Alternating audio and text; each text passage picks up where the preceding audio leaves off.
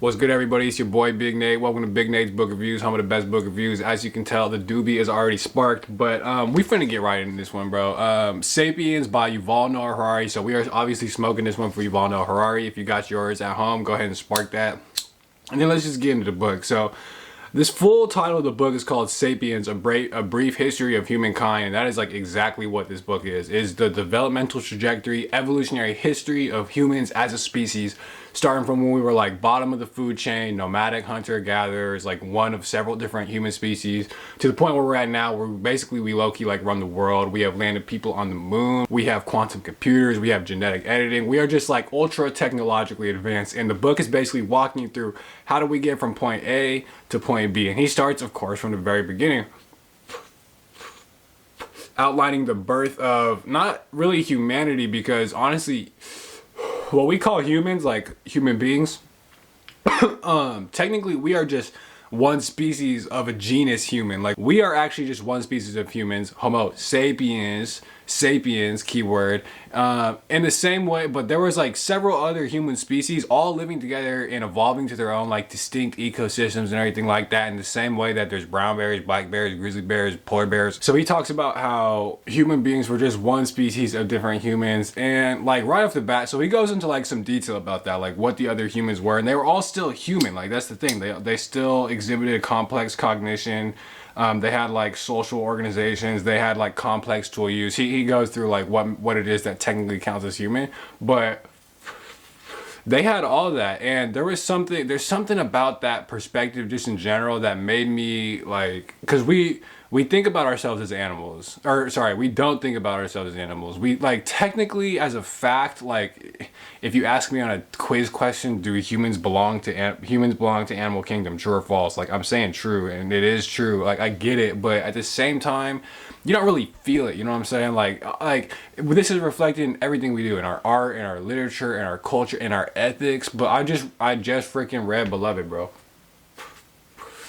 You got 2 feet, set the not 4. You got 2 feet, set the not 4. So like, and it's just like, look, there's humans and there's animals, but hearing that there like were other human animals just did something that made me, it's like, it really just made it so clear that it's like, we are just one species belonging to a genus, in the same way that there are hundreds and thousands and millions other species who belong to their own genus, who belong to their own class, and like whatever comes next.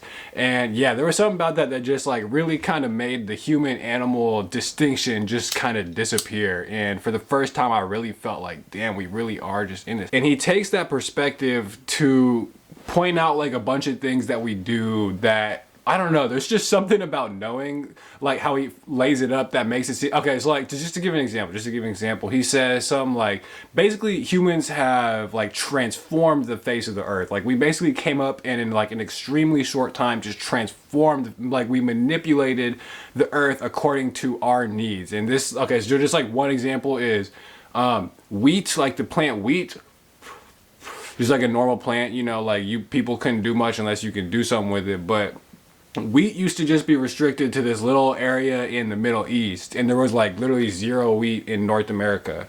But like, because through human manipulation, now in North America, it's like a staple of our diet, and you can walk like straight up hundreds of miles and see nothing but just wheat.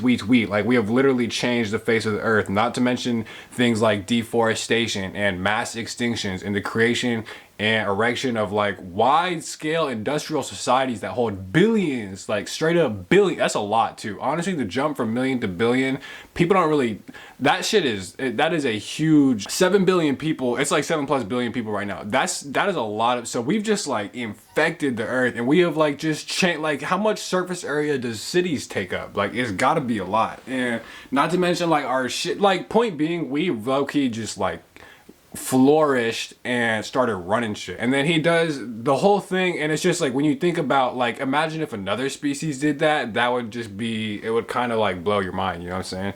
But then he kind of turns it around too, and he's like, okay, imagine if there was another species or I actually don't know if he says this, but it's like, he basically is saying this, I'm not sure if this is exactly how he frames it, but he says something like, imagine if there was another species Imagine if there was another species that segregated themselves based off skin color.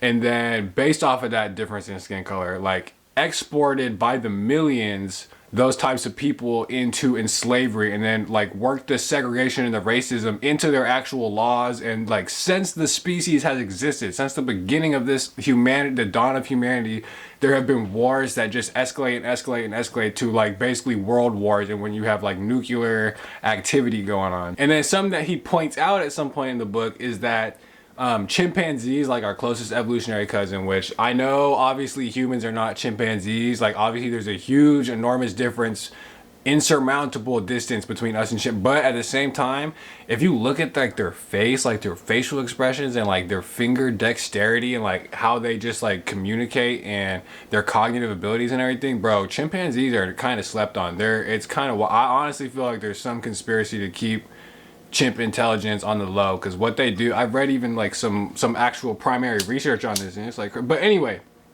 I'll be talking way too much shit, bro.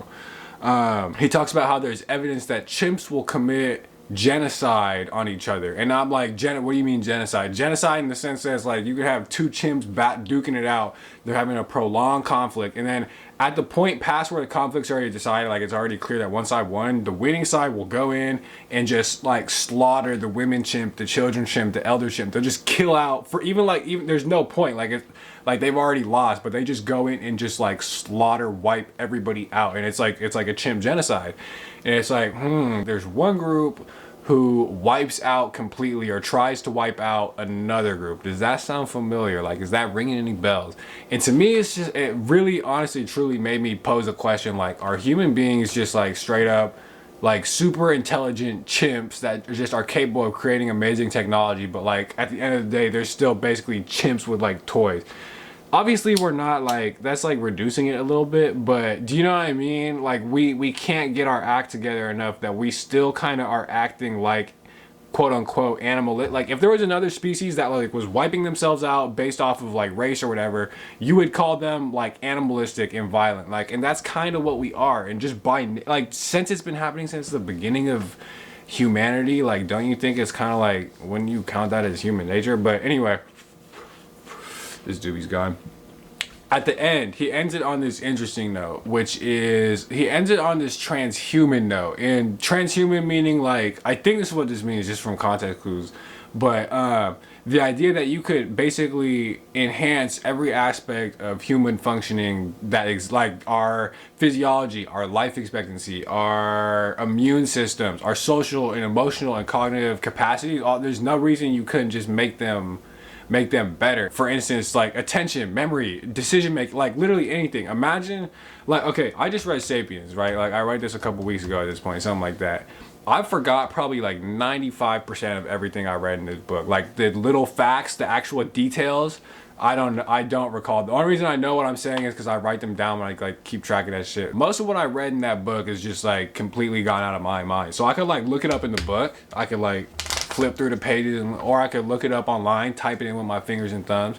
But there's no reason, like I couldn't, in principle, my dog just put up, like I was saying, there's no reason I couldn't just like, in the same way, it's like I could look back in my brain right now and be like, when was World War II?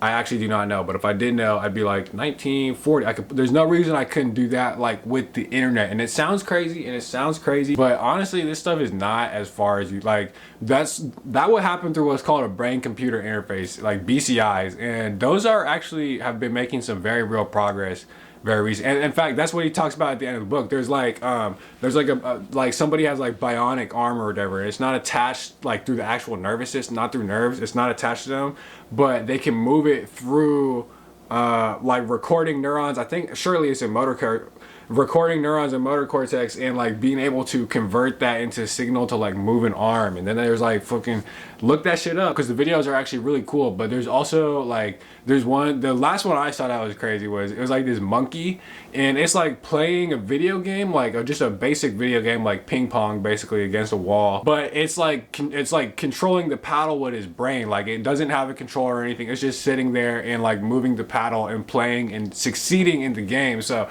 it's not as far as you think. But okay, that's the whole point. In fact, is like, okay, look, I already know I already know 99.9% of you sitting in your seats fuming mad, bro, getting ready to type a comment like, AI is, we are hundreds of years from AI. AI is so bad, it's stupid, it can't even do object, blah, blah, blah, blah, blah. But the whole point of what YUVAL Noah Harari, the whole point of Sapiens is like, from the perspective of 70,000 years, which is when the cognitive revolution started in humans. Even though we actually came up on the scene 300,000 years ago, but like, let's just say 70,000, from the perspective of 70,000 years, a few centuries is nothing. Even a few years is nothing. And can you imagine where we will be in terms of BC, brain computer interface stuff like that? Could you imagine where we'll be in a year? It's 2022. Imagine where we'll be in 44 or some shit. And that's like that's like a small percent of like how long humans actually have been around in the first place at a species level. So he takes it from when we were like ooh to where we are now, where we are in the precipice, and we have the potential. And my memory card went full, so I forgot what I was talking about. But all I'm trying to say is that with Sapiens, he starts from the very beginning and takes you to this point where we are on the potential of like exceeding what it even means, be transcending humanity. That's probably where transhumanism comes from. Nice. But anyway, I'm gonna stop talking. Overall, I give this book like somewhere between a B+ and A-.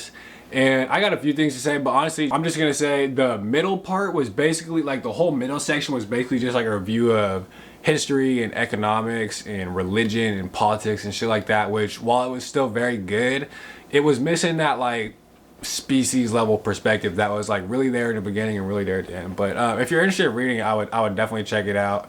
But anyway, I'm gonna stop talking because I've been talking for all the time. So thank you for watching Big Nate's Book Reviews, home with best book reviews.